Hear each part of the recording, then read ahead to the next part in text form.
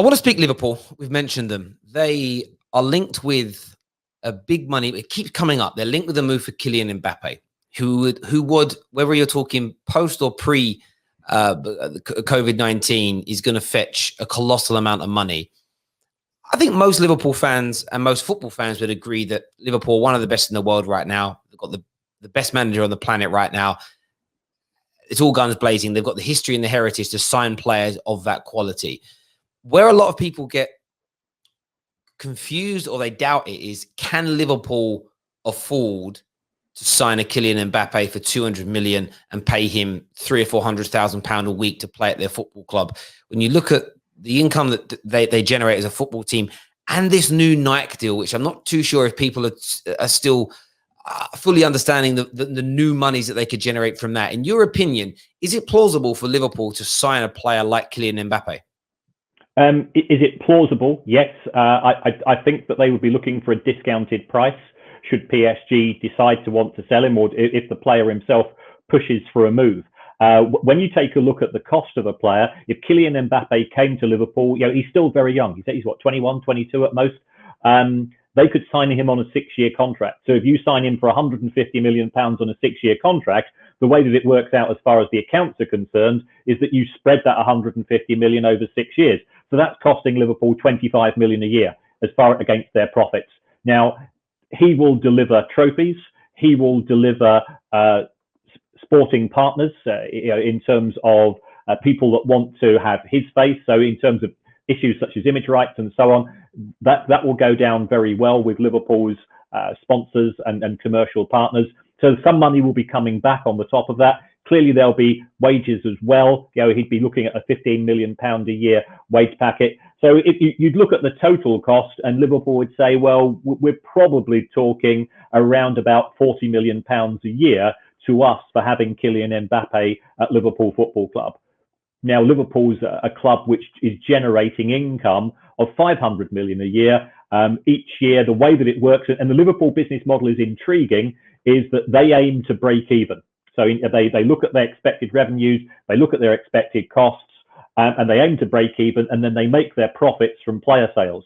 Liverpool certainly have 2 or 3 players they could sell each year who clearly won't be generating the same amount of money as it was could cost them to buy Mbappe, but that would bring in 20 to 30 million a year through the player sales, and that would actually cover a significant amount of Mbappe's wages, especially if they sign 3 players. That 3 wages saved, you're paying out clearly a huge sum of money for Mbappe. He's probably worth it because he's certainly in the top half a dozen players in the world at present. So yes, it is a feasible deal. You mentioned there around paying for the player in installments. Could you explain that in a bit more detail? I understand the term is sort of amortization. Is that right? Could you explain to us how that works and why clubs operate in that way? Okay. What you're effectively doing is you're effectively renting the player. You're renting his rights. That's what you pay for. So when you sign a contract for a £150 million footballer, it doesn't go up immediately against your profits. What you say is, this is the price of the footballer. This is how long we're going to have the rights to the footballer's contract. So 150 million spread over on a 6-year contract. You take 150, you divide that by 6. That gives you a figure of 25 million a year. And in each year for the next 6 years, Liverpool will have this thing called an amortization cost, which counts towards financial fair play, which counts towards their taxable profits and the profits which they show when they announce their annual financial results. Okay, so in that regard, if Mbappe stays there for 2-3 years, they'll have paid sort of £75 million of that fee. If he was then sold on for £200 million to Real Madrid, they would, on another 6-year deal, they would then receive sort of 35 million a year every year after that. And I assume they would still have to pay money to Paris Saint-Germain. They would still owe money on that 6-year plan. How would that kind of work? Or is that how then? What is it? Just sort of you get 35 million in, you pass 25 million on to where you bought it from? Does it kind of work on a domino effect like that? It gets quite complicated. What you need to do is to separate how you're going to deal with it in the accounts and the cash flow.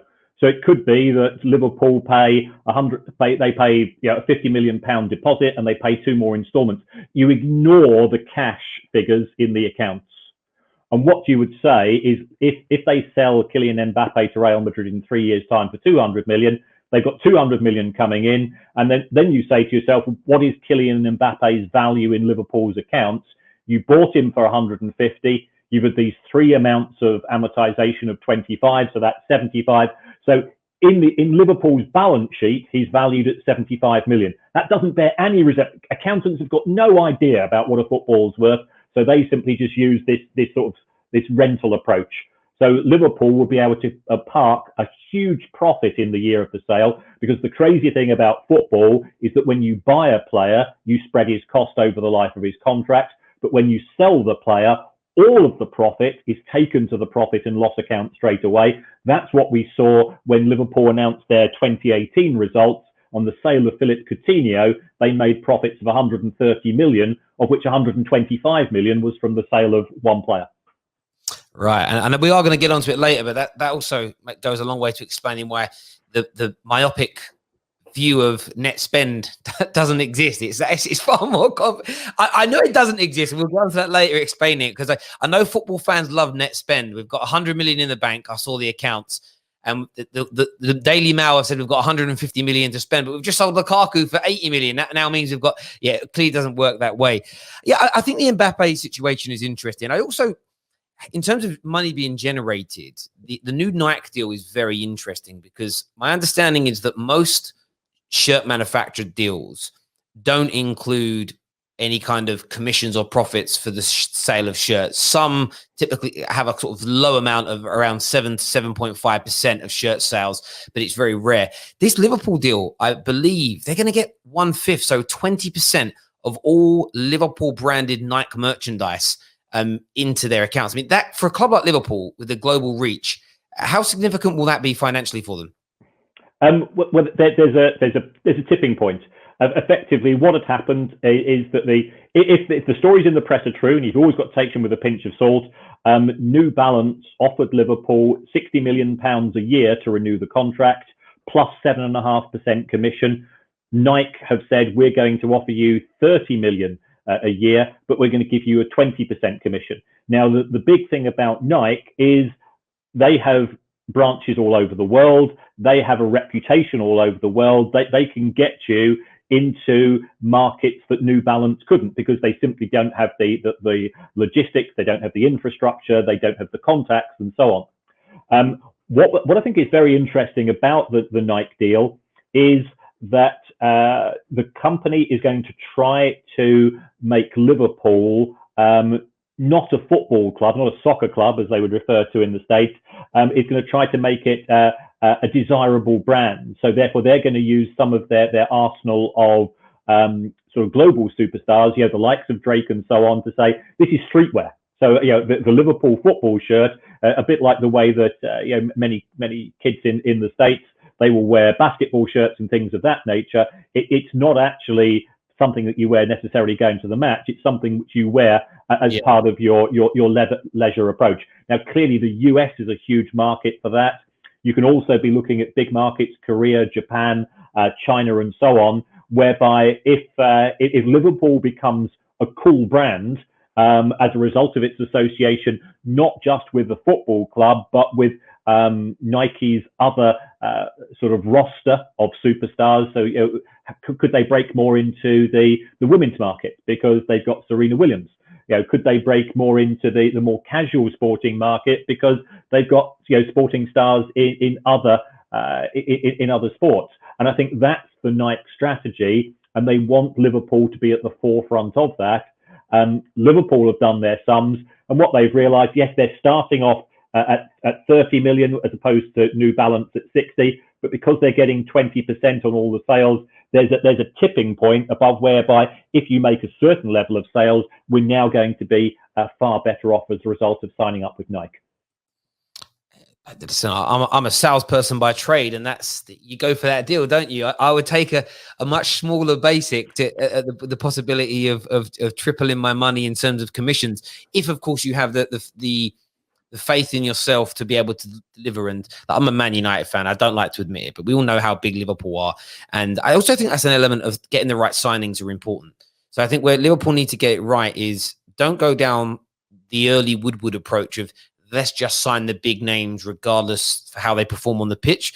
But you can also see how a Kylian Mbappe signing with this new Nike deal could be so lucrative for everybody, because the modern day footballer now has their own fan base that follow them around. I think we saw when Man United signed Zlatan, the shirt sales went through the roof, but obviously we earn a very low amount of commission, if anything at all. If you're talking 20% of that, and Kylian Mbappe sells 500,000 shirts globally at 50, 60 pound a pop, I mean, that in itself goes a long way to covering a big percentage of his yearly costs, which is amazing. So I think Liverpool are in such a strong position to be able to do that. But, you know, it's why we have you on. It all comes down to finances as to whether or not these things are doable.